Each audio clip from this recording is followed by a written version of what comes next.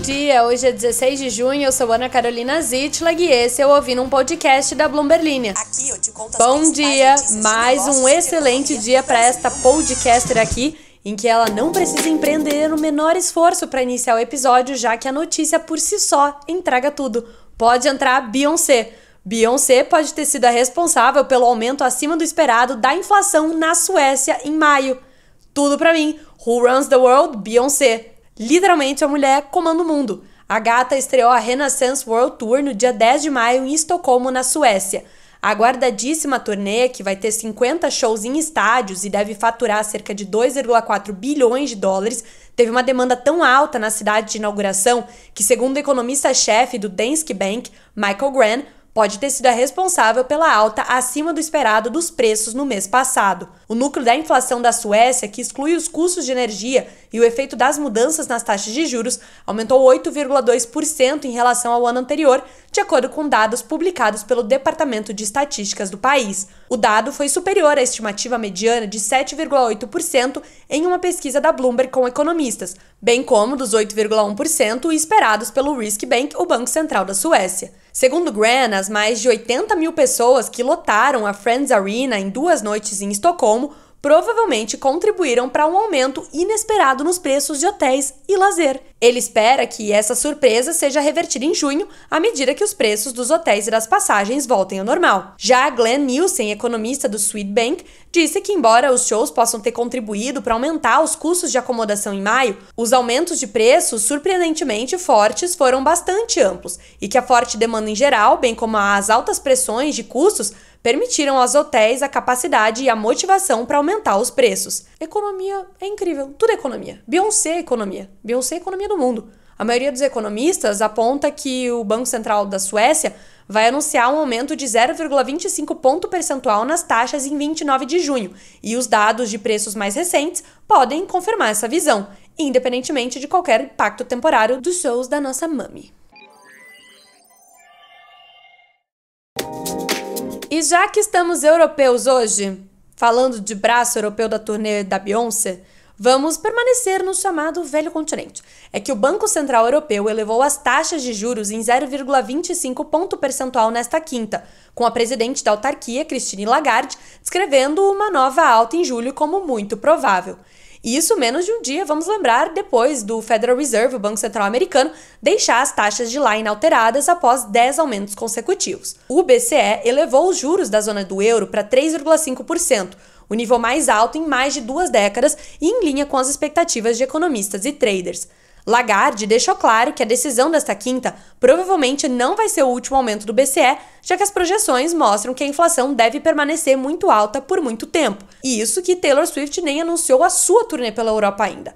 As observações da Lagarde, que não discutiram nada além do próximo encontro, deixam a porta aberta para que o BCE faça uma pausa após julho, como analistas amplamente estão antecipando.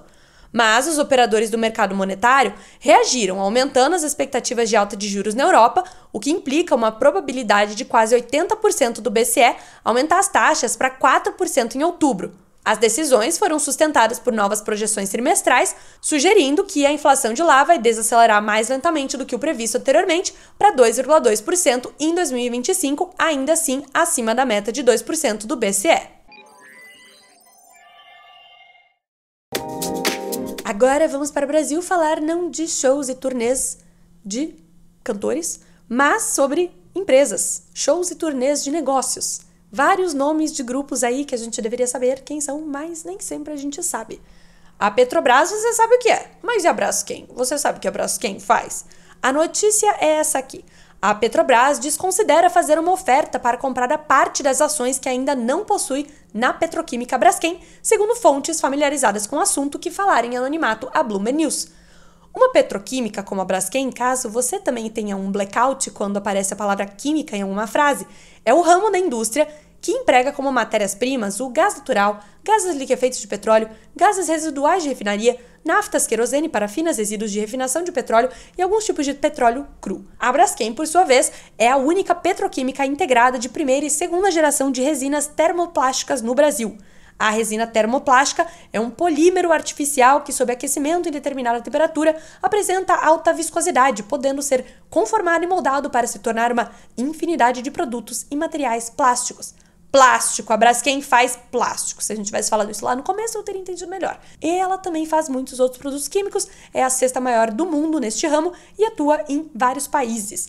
Pois muito que bem, os donos da Braskem são a Novonor, também conhecida como a ex-Odebrecht. Lembra da Odebrecht? Que tem 50,1% do capital votante da Braskem. A Petrobras tem 47% e os outros investidores ficam com o restante de cerca de 2,5%. Essa troca aí de participação e é uma possível venda que é a grande novela sobre a qual a gente vai falar hoje. Os dois sócios, Novonor e Petrobras, têm um acordo de acionistas que prevê o direito de preferência caso uma dessas partes receba uma proposta de compra e também o direito de tag along. A gente já vai falar sobre esses dois direitos. Neste final de semana, a Unipar Carbocloro, empresa brasileira líder na produção de cloro e soda e a segunda maior produtora de PVC na América do Sul, ofereceu R$ 36,50 por cada ação da Braskem, um prêmio de 42% sobre as cotações de fechamento da companhia no pregão anterior à proposta, ou cerca de 10 bilhões de reais. Você que viu Succession, está familiarizado com o conceito de abraço de urso? É um conceito de mercado para quando uma oferta de compra é tão boa que os atuais donos são quase que obrigados a considerá-la por conta do valor que ela traria aos acionistas. Acontece que, neste caso aqui, os acionistas minoritários da Braskem são realmente bem minoritários, são apenas 2,5% da companhia. A Unipar fez a oferta pela fatia da Novonor no negócio, para se tornar a sócia majoritária da Braskem e manter a Petrobras como outra sócia. Só que essa oferta está concorrendo ainda com uma outra, a da Abu Dhabi National Oil, ou ADNOC, e do fundo Apollo Global Management, que querem adquirir conjuntamente todas as ações da Braskem, tanto da Novonor quanto da Petrobras, por mais de 37,5 bilhões de reais. Resumindo até aqui, Novonor, que é a antiga Odebrecht, é a sócia majoritária da Braskem. Tem a Petrobras como outra sócia. A Unipar quer comprar a fatia da Novonor.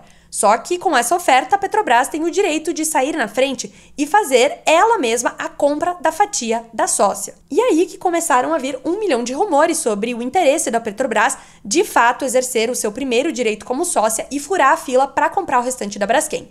Segundo fontes consultadas pela Bloomberg, isso não vai acontecer, porque a estatal não quer consolidar no seu balanço os 9,8 bilhões de dólares, cerca aí de 50 bilhões de reais, em dívida da Braskem.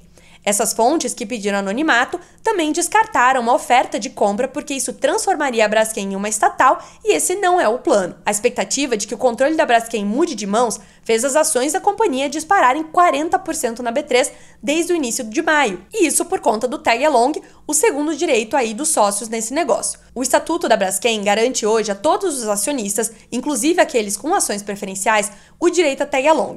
Se a companhia for vendida para a Apollo ADNOC, a Unipar ou qualquer outro investidor, é certo que todos eles vão poder negociar suas ações pelo mesmo valor pago à ex-Odebrecht pelo negócio.